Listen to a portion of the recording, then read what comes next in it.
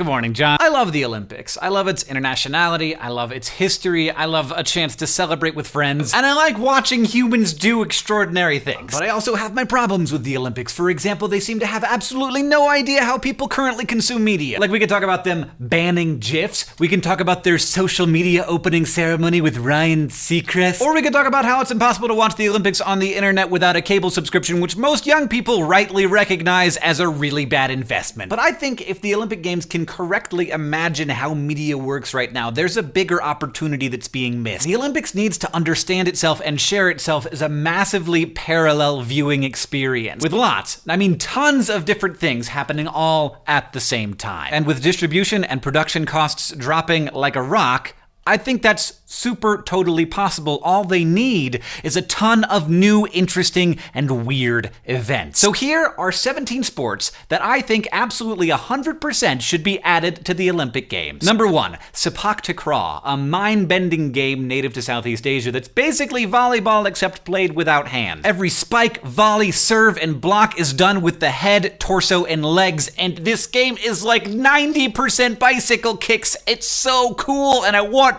it to be celebrated. Number 2, tug of war. Now, I know this might seem a little bit silly, but in fact, it used to be an Olympic sport a mere 100 years ago. It's a fun team sport with simple as dirt rules that I frankly would love watching every 4 years. Number 3, wushu. You can think of this as like gymnastics, but also fighting. Wushu is complex and beautiful and difficult to understand fully, but very easy to enjoy with both combat versions and an exhibition version. Number 4, cricket. I don't know anything about cricket except that it's the second most popular game in the entire world and it's not in the Olympics, and that's dumb. Number 5, super dope secret handshakes. Number 6, I don't really think that BattleBots is exactly the thing that I want to see, but the ability to build and operate robots that destroy other robots, it's something that I would like to see people able to get a gold medal in.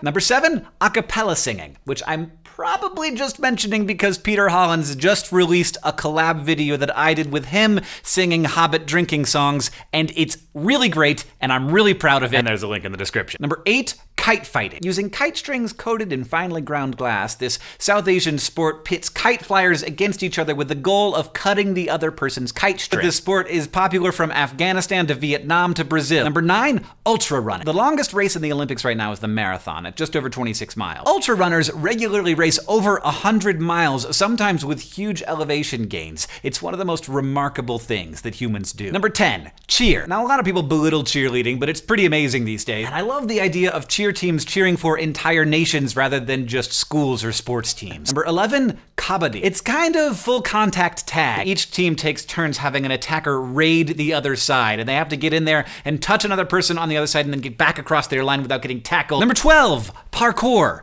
Obviously. Number 13, darts, because it's actually really amazing and it takes no new infrastructure. Number 14, headis. It's like table tennis, but with soccer balls in your head. It's so great. Number 15, League of Legends, because if the Olympics doesn't get into esports right now, they're gonna lose an entire generation. And finally, number 16, mounted archery, because if you've got this and you've got this, then you might as well have this.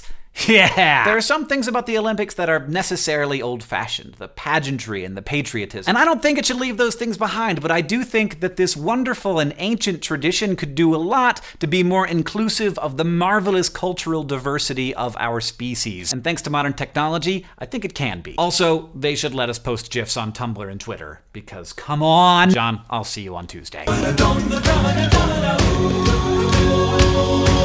what Bilbo Baggins hates!